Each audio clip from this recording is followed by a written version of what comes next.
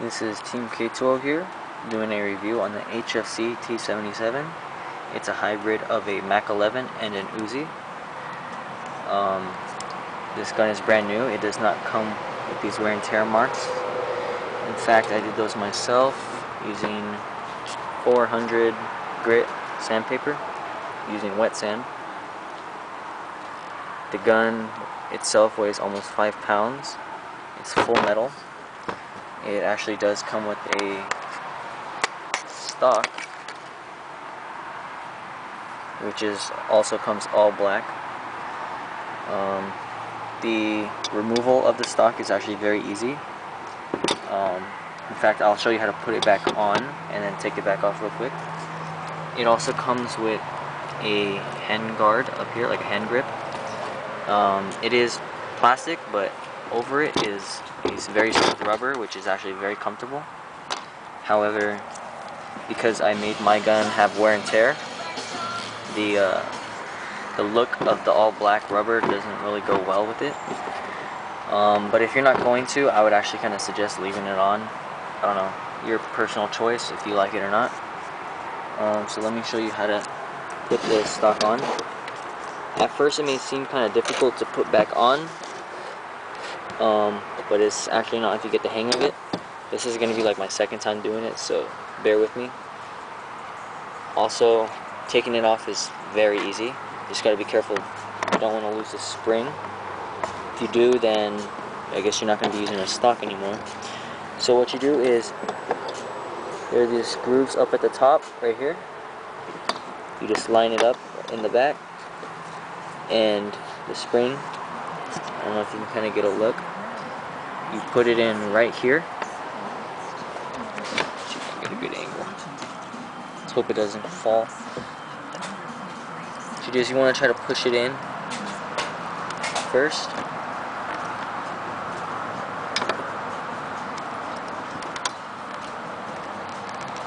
And just kind of push it down.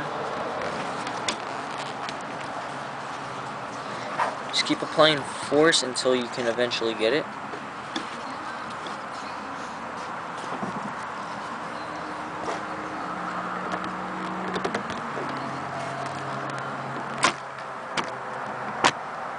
Okay, and then once you get that part, there's a bolt, and this little part is where you can put a sling. Sorry about that. You just push it all the way through. It should click right in. And what you got here is a little sleeve, and fits right down here in the back. And it's much easier to do if you have a pair of pliers or something to push it with, like a screwdriver maybe. But anyways, what you do is once it gets on, it's not really on right now, but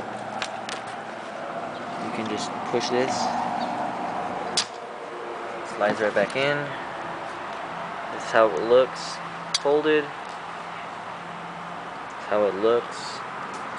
As a matter of fact, if you wanted, you can even use it as a stand. You can hold it with your hand, fire with it. If not, just take the stock, hold it out.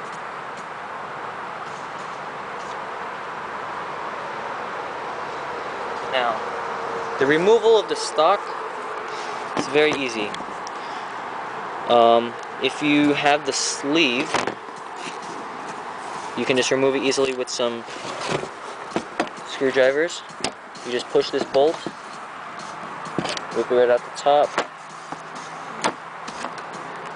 pull the stock down, pops right off. Do not lose that spring again, like I was mentioning earlier. And that's the safe, easy removal of it. You want to keep all these parts together if you ever wish to put it back. So, this gun comes with a aluminum gun case.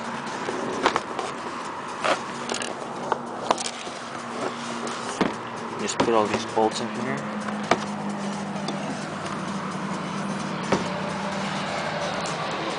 These are in fact the plastic grips that come on the front. just looks like that. They're pretty nice, but I don't know, I don't really like it with this. But anyways, to get on the whole review part, this is the magazine, full metal also. It holds between 40 and 50 rounds, and as a matter of fact, when you fill it up with gas, it only takes about 5 to 6 seconds, and you can use about 3 full magazines of this before your gas gets so low that your bullets will start dropping. I find that nice, but this gun does eat up bullets really fast. Full metal. One thing I like about this is you just pull it all the way down, and it actually locks right in, so you can put in the BBs. You don't need to hold it down. And then once you're done, you just push a little button here. I can even get it. There you go. And it shoots right up. It is a double stack, so you can fit about 40 to 50 bullets in here. When you fill up the gas at the bottom, which I tried propane and both green gas, they both work perfect. If you fill it all the way up, it takes about 6 seconds, maybe 7, depending on how fast you count. You can get about 3 full loaded clips with that. What you got to do is you just pull this back, then you can insert your magazine. Loads right in. How it looks. It doesn't close all the way when you have the magazine in. But one thing that's cool is you can see the bullet getting pushed through the barrel and coming out. Another advisory is when you go to remove the mag, make sure the bolt's pulled back. And you just pull down here. And slide out your magazine. I'll show you a quick firing of it. Another thing is this magazine must be really cold when you go to fire it, or else your BBs are going to drop. So, let me see if I even have any in here. But, what you do is just take it,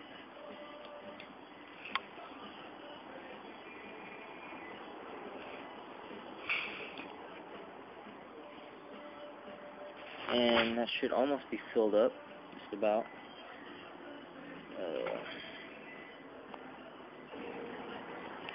Another thing about this magazine is, like I was saying before, your BBs will drop if it's not cold. You just fill it up with gas, push this valve, and just bleed it up until your magazine gets cold.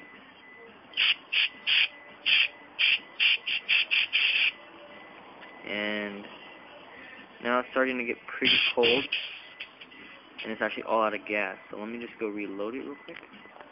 Okay, after that bleeding, I bled out the whole gas. My magazine's actually frozen and started crackling a little bit at the bottom. This also does mean that you need to keep your magazine lubricated very well. Add a little silicone lubricant. If you're using propane, please get the metal adapter for it. Right now I'm going to use .20 to load this thing up. And I'll show you how you're just going to push them in that way. Okay, now it's loaded. Another thing is when you go to fire on full auto, see how there's little gaps inside the stacks? If there are gaps, every time you reach the stack, your bolt is going to stop and you're going to have to pull it back, which might seem a little inconvenient, but it's actually kind of cool because I find it fun to play with on this gun.